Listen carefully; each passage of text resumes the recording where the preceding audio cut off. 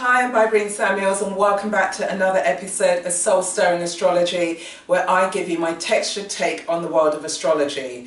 This week we've got a change in the sun signs. We move from Aquarius into the sensitive waters of Pisces.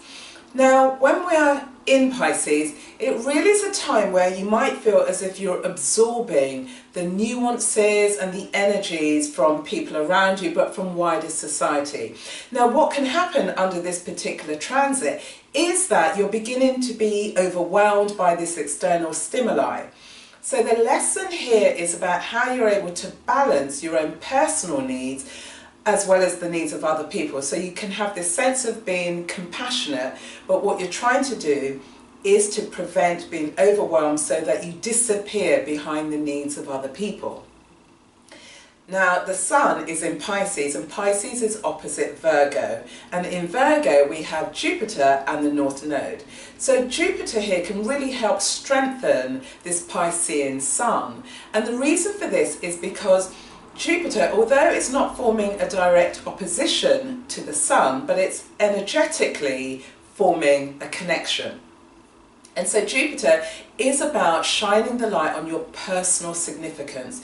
It's also a lesson in terms of listening to your inner voice and following the inner voice, and also developing a stand-alone spirit so that you're able to be with other people but also be with your own needs.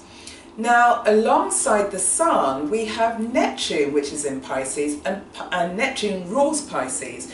So it's a very creative combination, because Neptune here is about realizing your creative inclinations, for example. So, you know, if you've got an idea around a photography shoot or a film or a painting or a sculpture, now's a beautiful time for you to realize it and not be overwhelmed by the desire of your dreams. Now here, this is where Virgo can help, because Virgo is about the detail, the precision, the planning of your actual endeavours, and gives you the focused discipline so that you're able to realise what it is that you want to bring to life through your creativity.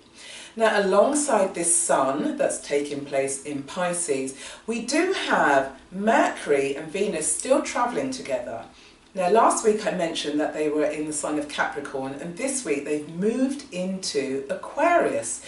So here there's this real sense of intellectualizing, for example, creativity and your values. But more importantly, it gives you the ability where you can begin to notice your own internal patterns. Patterns between, for example, your perspectives or your ideas and your experiences. And if you're able to join the dots from all of this stimuli, you're then in a wonderful position to gain a deeper understanding of the meaning for your particular life. So it's a very, very powerful aspect, but there's a subtlety to it. So you've got this objectivity that takes place because the two planets are in Aquarius, and it's leading you to elevate your thinking around what do you observe about yourself and the interactions and the results that you get in your life, and is that pointing to a deeper understanding of who you actually are.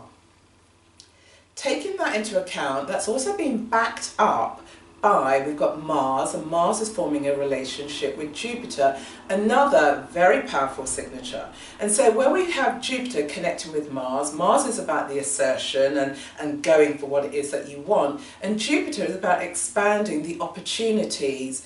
So because you now have a deeper understanding for the meaning of your own life, you're able to negotiate intelligently about what it is that you're trying to manifest. And the reason for this is because you have full control of the facts that you're bringing to the negotiation table. So anything that you're trying to manifest, this is a wonderful time in which to do it. Alongside these particular aspects, we now have a set of aspects whereby Pluto is in the starring role. And so Pluto has been aspected heavily this week, and there are three aspects. So we have Pluto, which is forming a sextile to Neptune, and so this is a beautiful sensitive signature which is suggesting the route for your own personal spiritual development. And so wherever Pluto is showing up, Pluto is about where we've come from the past, what we're really familiar with and what we're really comfortable with. And the journey in this lifetime is about how our soul wants to unfold. And with Neptune in conversation with Pluto, that gives us a clear indication about how that could show up. So, for example, if you have Neptune in the 6th house, your spiritual development will be connected in some way to serving other people through your world of work. And so here, what you have to be mindful of is that your spiritual development is an internal process. It's not one that you should be projecting on someone else to hold that responsibility. It will always remain yours. Because if you do project it, for example, you're going to be disillusioned somewhere along down the line. So own that responsibility and lead yourself towards your own spiritual unfolding. We also have Pluto, and Pluto is squaring Uranus. And as I said, Pluto is about where you're coming from the past, and then we've got Uranus that is desperate to break free from the past. So in terms of the lineup of the planets, the planet that precedes Uranus is Saturn. And Saturn is also about structure and form and the conventional mainstream way of being and thinking. So, for example, if you have Uranus, and Uranus is in your 10th house, here there's a strong desire, and particularly because the 10th house, where Uranus currently is in Aries. Now, in the 10th house, there could be a really strong desire for you to break free from your career because you're not being fulfilled and satisfied in any particular way. And by breaking free from the mainstream constraints around who you're meant to be, and you're choosing to show up as this very individual person, you're choosing a career that's really going to reflect you. So that gives you an indication in terms of Pluto's role. Pluto is also forming a relationship with Mars, and here it's about being assertive, but being assertive in a way where you're coming from a place of confidence.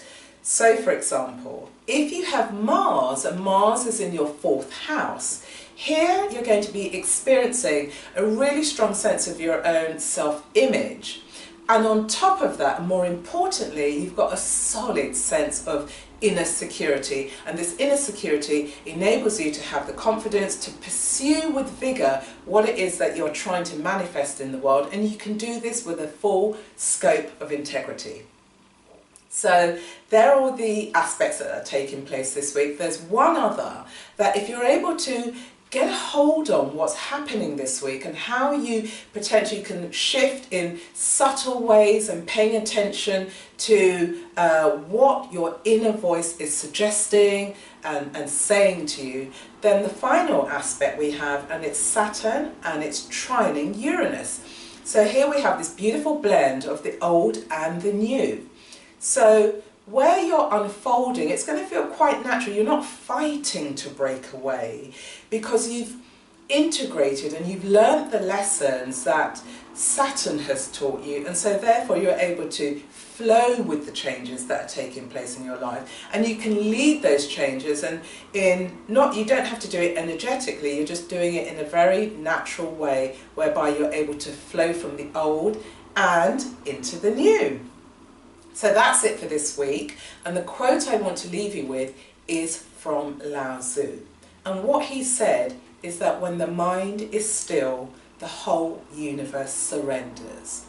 So, as you're plunging or paddling or treading the Piscean waters, give yourself the opportunity to be still, to soothe yourself, to bathe yourself in that sense of stillness so that you can tune in and listen to your inner voice, because therein lies the answers for where you're meant to be.